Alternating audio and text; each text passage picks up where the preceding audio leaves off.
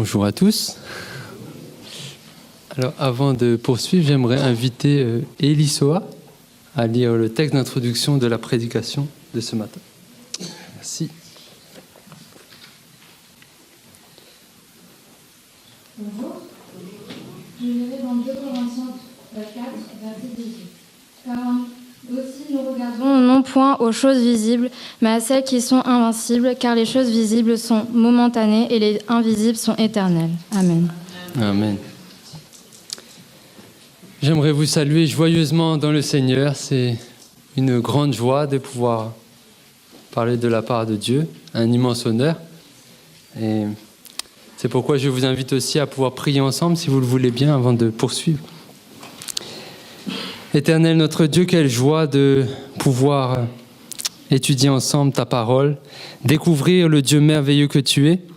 Ce matin, Seigneur, tu t'es donné comme objectif de ce que ton peuple puisse te voir Dieu, voir l'invisible. C'est uniquement par l'action de ton Saint-Esprit que tu pourras le faire. Veuille utiliser ma faiblesse, veuille utiliser aussi les capacités que tu m'as données pour proclamer ton nom avec puissance. Je te prie, Seigneur, pour tous ceux qui sont ici, que tu as invités, afin, Seigneur, qu'ils puissent te voir, que je puisse te voir, afin, Seigneur, que ton nom soit proclamé. Dirige ce moment et que tu puisses toi-même nous parler, au nom de Jésus-Christ. Amen. Alors oui, le titre du message, c'est « Voir l'invisible » et j'ai rajouté « Voir Dieu ». Donc nous terminons une semaine de prière de la jeunesse où nous avons vu l'expérience de bon nombre de leaders qui ont été appelés par Dieu. Et ce matin, l'objectif de la prédication, c'est de voir comment nous pouvons transmettre l'héritage de la foi d'une génération qui passe à une autre qui prend le relais, comme nous l'avons chanté tout à l'heure, prend le flambeau. Et ceci passe par une transmission de la foi.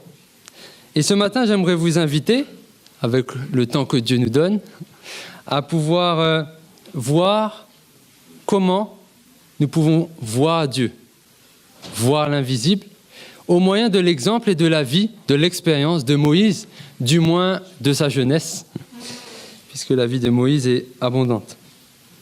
Et donc, nous verrons aussi quels sont l'apprentissage et l'objectif d'un leader que Dieu appelle ce matin à être jeune. Mais il n'y a pas de jeune sans génération plus âgée. Par conséquent, pour tout leader jeune qui se sent appelé par Dieu, il y a derrière des parents, il y a derrière des amis, des frères et des sœurs qui lui ont montré le chemin de la foi. Et Dieu soit loué pour ça. Alors comme nous l'avons vu, nous sommes appelés à voir l'invisible. Mais quel paradoxe de voir l'invisible. Comment peut-on voir quelque chose qui ne se voit pas ?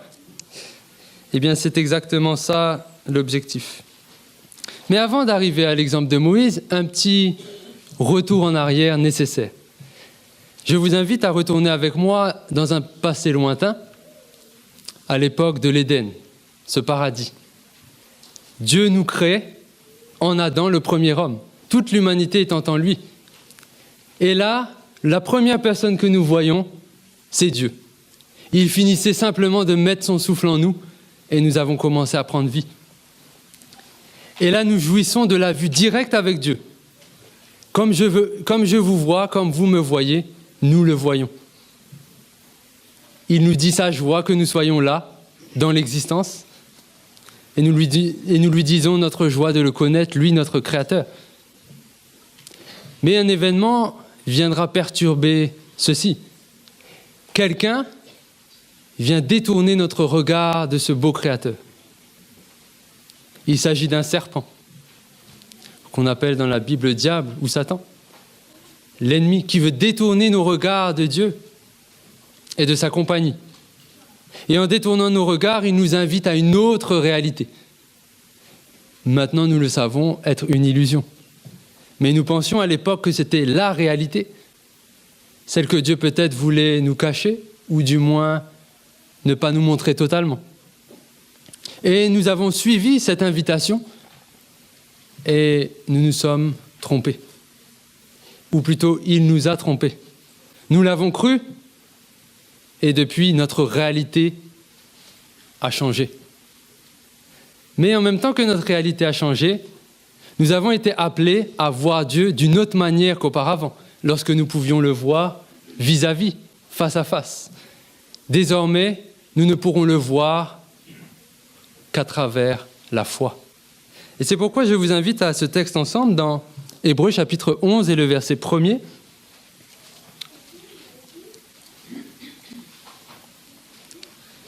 Hébreux chapitre 11 et le verset 1er.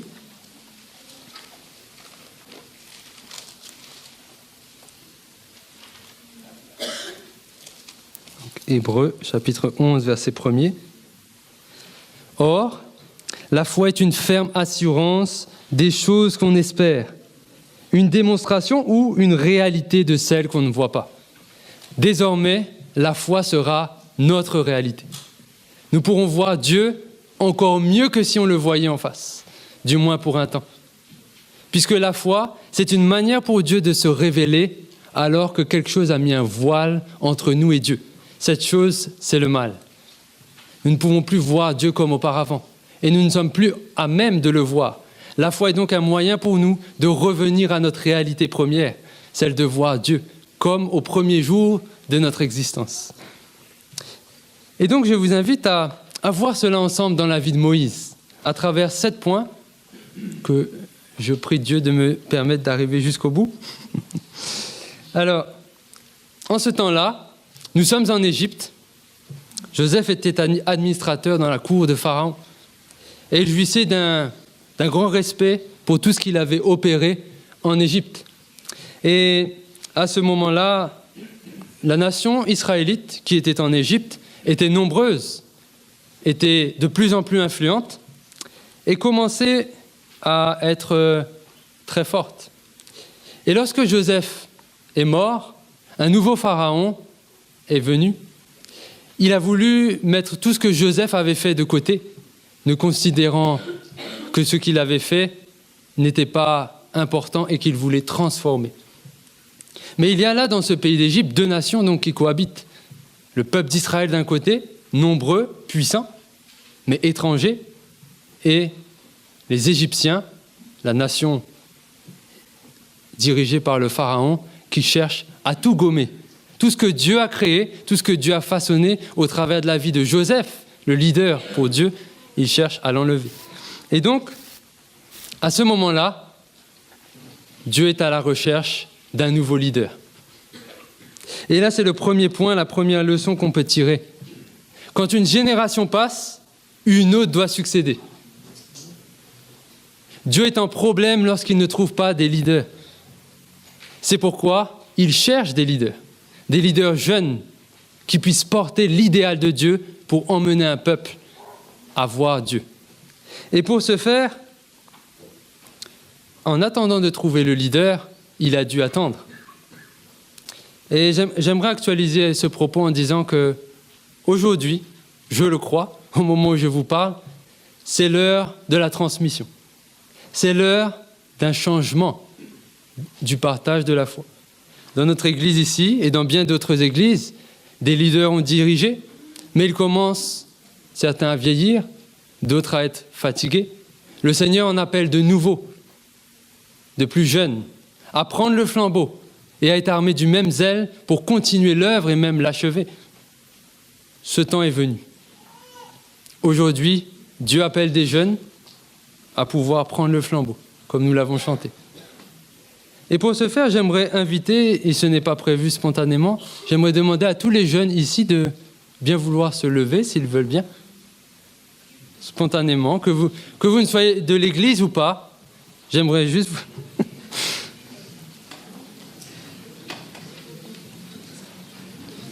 Voilà, j'attendrai jusqu'à que le dernier jeune se soit levé.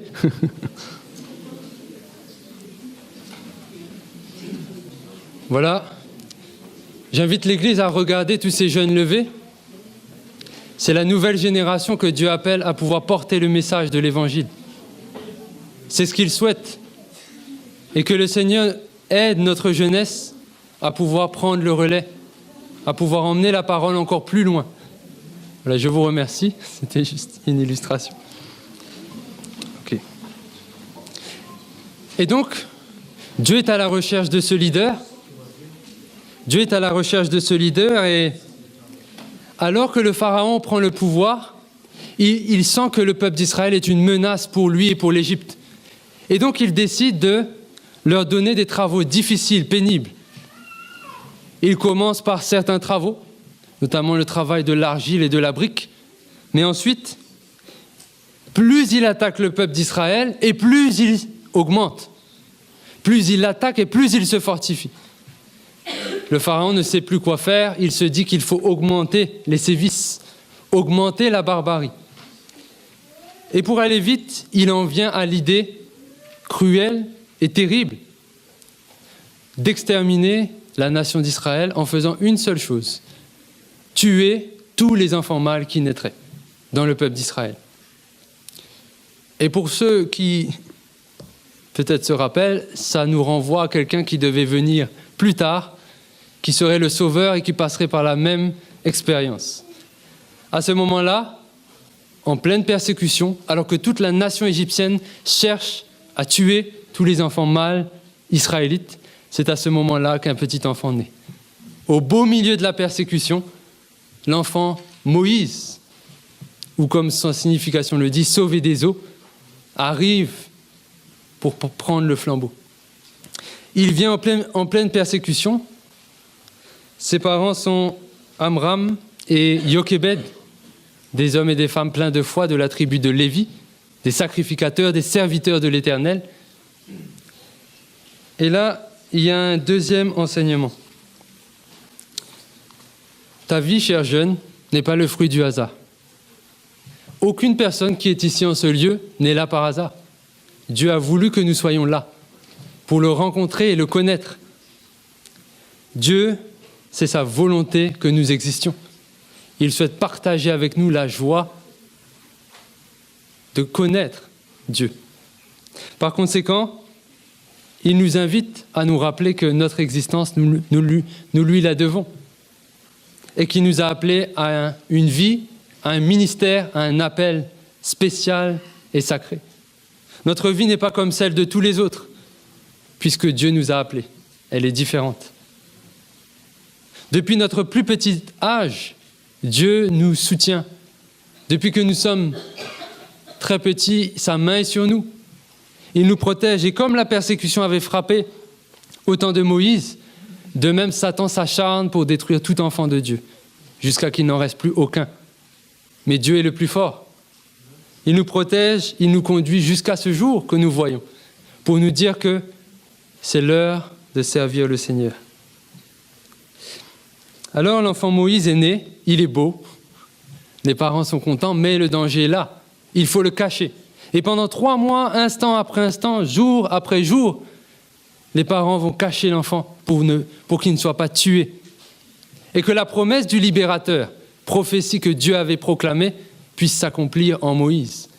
Car Jochebed, sa maman, croyait ça de tout son cœur. Elle priait chaque jour pour que Moïse accomplisse la mission que Dieu lui avait donnée et qui était dans son cœur à elle. Et donc elle l'a caché, mais après 3 mois, la persécution étant devenue trop dangereuse, l'enfant serait finalement trouvé et tué. Il fallait faire quelque chose. Alors, comme les mamans ont toujours de bonnes idées, pleine de foi, elle se dit que pour qu'il échappe à cette mort certaine, elle va façonner plutôt, un coffret de jonc dans lequel elle va simplement l'abriter avec du bitume et du poids qui sert à le rendre imperméable.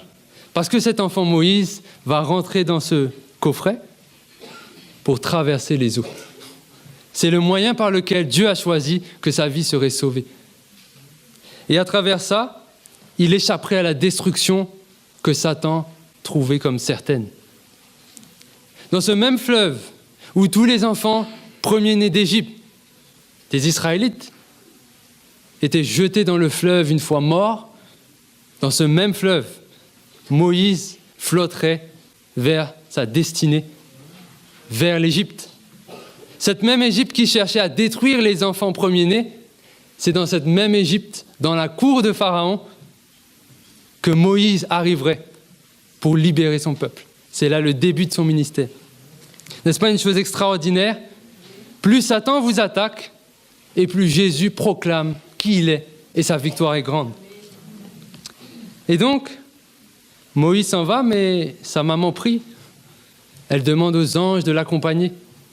Pas un instant ne passe sans que Jochébed, sa maman, prie pour Moïse. Et là, il y a un enseignement derrière tout leader, c'est notre troisième point. Derrière tout leader, il y a une maman qui prie. Vous pouvez voir dans la Bible, la maman a un rôle spécial. Le papa aussi l'accompagne. Mais la maman a quelque chose de spécial. Elle sent un attachement particulier avec son fils ou avec sa fille. Et de par ce fait-là, elle prie sans cesse jusqu'à ce que Dieu accomplisse ce qu'il a dit, à savoir que cet homme rentre dans la mission que Dieu lui a confiée. Et donc, pendant qu'elle prie, la sœur de Moïse, Marie, accompagne de loin l'enfant, puisque sa maman aurait été en danger si elle l'accompagnait elle-même. Et nous pouvons voir ici que la prière d'une maman s'accomplit toujours. Dieu est très sensible à ça, et je pense même qu'il est très ému en entendant la prière d'une maman. Donc ce matin, c'est un encouragement, en passant, à toutes les mamans qui prient et qui pensent que leurs prières sont quelquefois pas toujours comme elles l'espéraient au moment où elles le voudraient. Dieu entend chaque prière et au temps voulu, il l'accomplit victorieusement. Et donc, il arrive, ce coffret, accompagné de Marie, sa sœur, en Égypte, dans la cour de Pharaon, découvert par la fille de Pharaon elle-même. Voir le coffret arriver doucement dans l'eau, entendre les pleurs d'un enfant.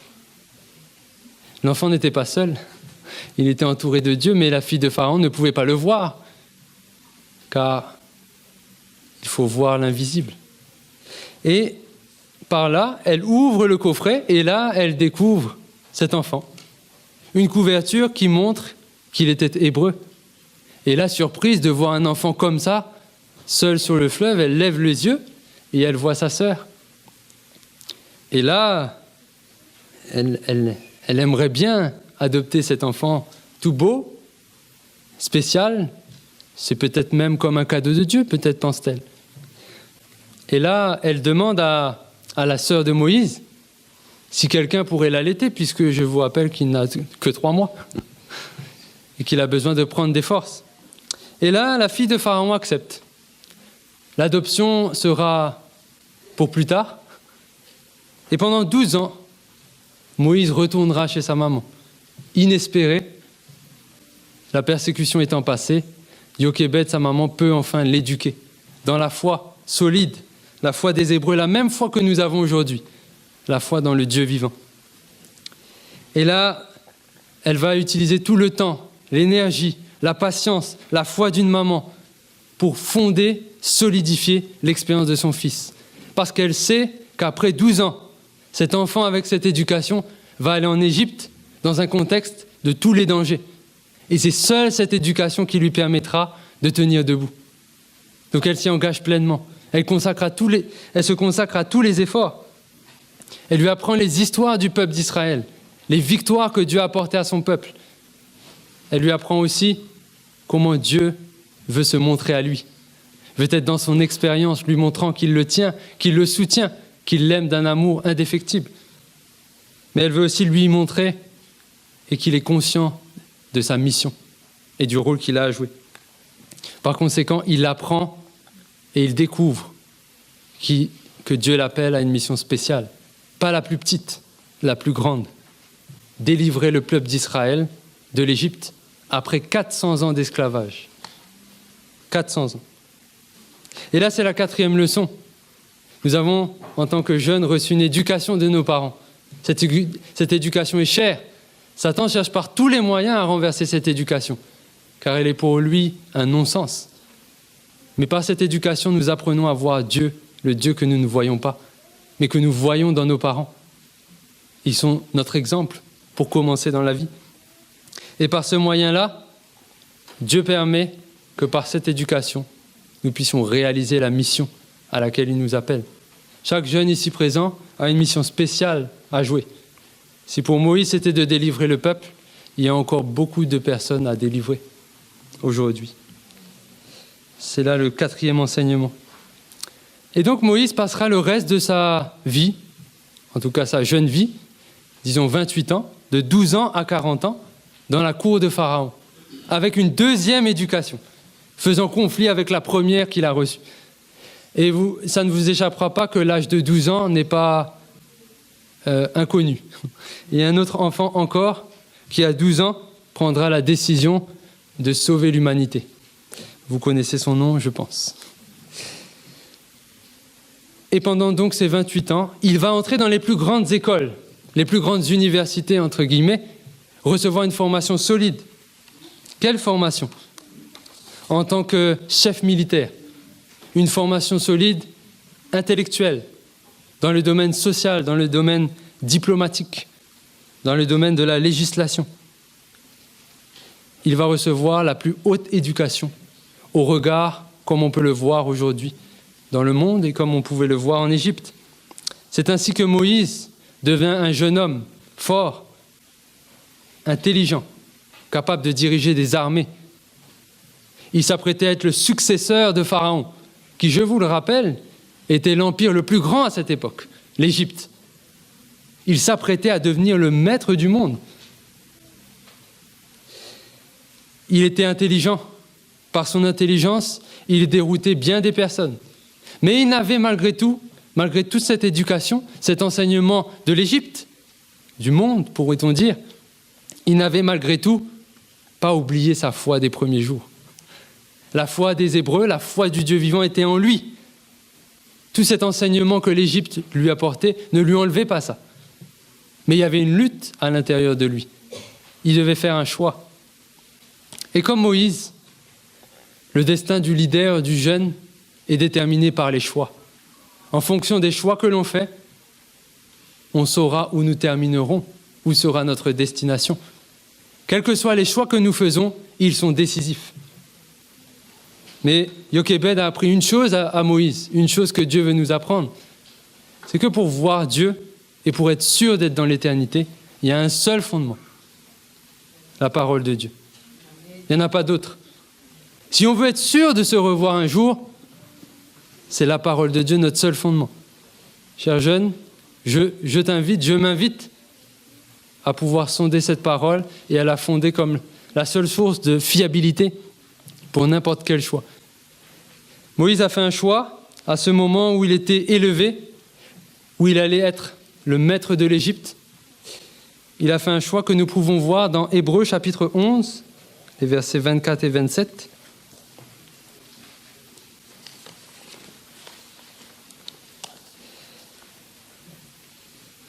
Hébreux chapitre 11 et versets 24 et 27, versets 24 à 27. C'est par la foi que Moïse, devenu grand, refusa d'être appelé fils de la fille de Pharaon, aimant mieux être maltraité avec le peuple de Dieu que d'avoir pour un temps la jouissance du péché, regardant l'opprobre de Christ comme une richesse plus grande que les trésors de l'Égypte, car il avait les yeux fixés sur la rémunération. D'autres versions disent sur l'invisible. Moïse, devenant adulte, en position de pouvoir sur la terre, il fait un choix fou. Je ne sais pas si je le ferai, je ne sais pas si vous le ferez. Il décide de renoncer au pouvoir parce qu'il a foi en Dieu. Et même si la foi qu'on lui a inculquée, la foi en Égypte et la foi en ce Dieu des Hébreux s'opposent, il a choisi. Quel que soit le prix, il se tiendra du côté de son peuple. Et il acceptera tous les sacrifices, même s'il doit perdre sa vie pour ça. Remarquez le verset, il préfère renoncer à une haute position pour pouvoir souffrir avec le peuple et le relever. C'est là le rôle du leader. Être capable de subir de forts sacrifices juste pour relever le peuple de Dieu et l'emmener à marcher vers la cité promise. Et c'est ce que Moïse va faire. Mais c'est extraordinaire. Et ici, c'est une autre leçon pour nous. C'est le fait que nous ne pourrons pas voir le Seigneur sans consentir à quelque chose, à un sacrifice. Nous ne pouvons pas voir le Seigneur sans nous dépenser. Dieu nous invite à renoncer à ce qui paraît visiblement grand et élevé, mais qui pour Dieu est infiniment bas comparé à ce qu'il nous promet. Vous remarquez au verset 27, il parle de récompense. La vie éternelle vaut bien plus que tout ce qu'on peut trouver sur cette terre. Mais un choix se pose devant chaque être humain. Choisir les plaisirs éphémères et trompeurs dont Satan a rempli le monde, ou renoncer à tout pour servir le Christ. Si le Christ est celui que j'aime, je choisirai même s'il m'en coûte beaucoup. Le Christ est toujours plus disposé et veut nous proposer de vivre en nous. Il veut nous faire connaître sa joie, sa vérité et son amour. Alors Moïse va rester dans la cour de Pharaon et va voir de temps en temps ses frères. Et un jour, et on peut le lire peut-être dans Exode 2, versets 11 à 12, il va voir une injustice. C'est l'élément qui va troubler le plan. En tout cas, au début. Exode 2, versets 11 à 12. En ce temps-là, Moïse, devenu grand, se rendit vers ses frères et fut témoin de leurs pénibles travaux. Il vit un Égyptien qui frappait un Hébreu d'entre ses frères. Il regarda de côté et d'autre, et voyant qu'il n'y avait personne, il tua l'Égyptien et le cacha dans le sable. Ici, Moïse pensait que sa mission, il devait lui-même l'accomplir. Mais ce n'est pas ce que Dieu lui demandait. Dieu nous appelle, il t'appelle ce matin. Mais il ne te demande pas à toi de faire la mission. C'est une mission dans la foi, en voyant l'invisible. C'est-à-dire qu'il nous faut nous baser sur les promesses de Dieu. Moïse avait encore quelque chose à apprendre. Qu'avons-nous encore à apprendre dans l'appel que Dieu nous lance? Qu'est-ce qui nous manque pour nous engager plus pleinement dans le service de Dieu et répondre à son appel? Moïse a cru que sa force et sa position qu'il avait en Égypte l'aideraient pour accomplir cette mission. Mais non, ça a été un obstacle. Et peut-être que dans son cœur, à ce moment, tout s'effondrait. Et là, c'est une nouvelle leçon. Lorsque tout vient s'écrouler et qu'on pense que le plan de Dieu est terminé, qu'on a tout échoué dans notre vie, que rien n'est plus possible, c'est alors que Dieu nous dit que la grâce ne fait que commencer. Et que ce que nous pensons comme un échec, Dieu le considère comme une pleine victoire. Il faut juste qu'il nous le montre. Et pour cela, c'est le dernier point. Moïse va devoir quitter l'Égypte. Une partie de son histoire, son enseignement. Dans la tristesse peut-être, dans l'inconnu, il va faire l'expérience que peut-être plusieurs d'entre nous font ou ont fait, l'expérience du désert. Et dans l'expérience du désert, Dieu va lui parler. On n'aura pas le temps de le lire, mais si vous avez le temps à la maison, Osée 2, verset 14. Il nous dit que Dieu nous parle dans le désert. Il veut se révéler à nous, dans la solitude avec Dieu. Il n'y a ni parents, ni frères et sœurs, ni personne. Rien que vous et Dieu. Il vous parle. Il vous dit qu'en ce moment, rien n'est perdu. Si on a fait des mauvais choix, si on a pris une direction, rien n'est perdu. Dieu est capable de changer une vie à n'importe quel moment. Si nous croyons qu'il en a la puissance, il le fera dès maintenant. Le Seigneur n'est jamais découragé. Il a toujours plein d'espoir pour nous. Quels que soient les choix que nous avons à faire dans l'avenir, il saura toujours nous guider. Et nous serons les premiers étonnés. Et donc Jésus, Dieu, conduit Moïse à comprendre que ce n'est pas un échec, mais qu'il veut l'emmener à voir quelque chose de plus grand que ce que l'Égypte pouvait lui proposer. Elle voulait lui faire comprendre que ce qu'il a appris en Égypte, il doit maintenant le désapprendre dans la présence de Dieu. Il voulait lui montrer que la mission qu'il pensait, dont Dieu l'avait investie, est bien plus grande que celle qu'il pensait. Il en est de même pour nous. La mission que Dieu nous confie, celle de partager l'Évangile, est bien plus grande que ce que nous en avons pensé jusque-là. Et là, Moïse va être berger pendant 40 ans. Il va apprendre à prendre soin des animaux, à leur donner le soin, à veiller sur eux, à les protéger, comme le peuple qui l'accompagnerait pour les délivrer d'Égypte. Et en passant des détails, il va monter sur la montagne, étant attiré par un buisson étrange. Il brûle, mais il ne se consume pas. Vous et moi, je pense, nous n'avons jamais vu ce buisson, puisqu'il est extraordinaire, il est surnaturel. Ce buisson montrait juste la présence de Dieu. Et en face de ce buisson, il va rentrer en la présence de Dieu. On nous dit que Moïse est le seul qui a pu parler avec Dieu face à face. Et là, dans la présence de Dieu, il va voir Dieu comme il ne l'a jamais vu, mais pas par la vue, toujours par la foi. Et Dieu va lui dire qu'il l'appelle. Et Moïse va dire, mais je ne sais pas parler, j'ai oublié le langage égyptien. T'imagines, ça fait plus de 28 ans que j'ai quitté l'Égypte, je ne sais plus comment on parle en Égypte. D'ailleurs, je ne sais même pas parler, ma langue est lourde. Vous et moi pouvons être bien timides, bien inexpérimentés. Mais c'est des personnes comme ça que Dieu veut pour conduire son peuple, parce qu'il veut les former. Si notre vie est bien imparfaite, ça tombe bien, Dieu cherche des personnes à rendre parfaits. Si notre vie est sans espoir, là encore nous sommes les bonnes personnes, car Dieu se fait une joie de rendre l'espoir à celui qui n'en a plus. Par conséquent, Moïse comprend que Dieu l'envoie et que son frère Aaron sera sa bouche, il n'aura même pas besoin de parler, quelqu'un parlera pour lui, mais qu'il doit être là où Dieu l'envoie. C'est là la dernière leçon.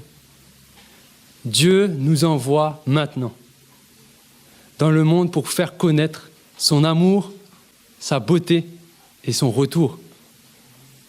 Car si nous avons vu dans l'expérience de Moïse qu'il a pu voir l'invisible depuis son enfance, durant toutes les étapes de sa vie, il a vu une main qui le suivait, une main qui le devançait, une main qui le portait, une main qui le conduisait. Par cette main, il a vu Dieu.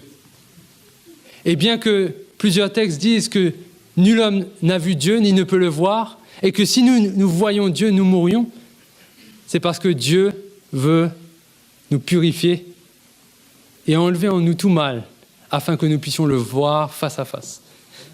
Et je conclurai par là, ce jour est là, il approche. Le jour où la foi, l'œuvre de la foi sera terminée et que l'œuvre de la vue prendra le relais. Le jour où nous ne verrons plus Dieu par la foi, puisque nous sommes allés au bout de ce chemin, mais où nous verrons Dieu par la vue. Ce jour, la Bible nous le dit en Apocalypse 1, verset 7, « Voici, il vient et tout œil le verra.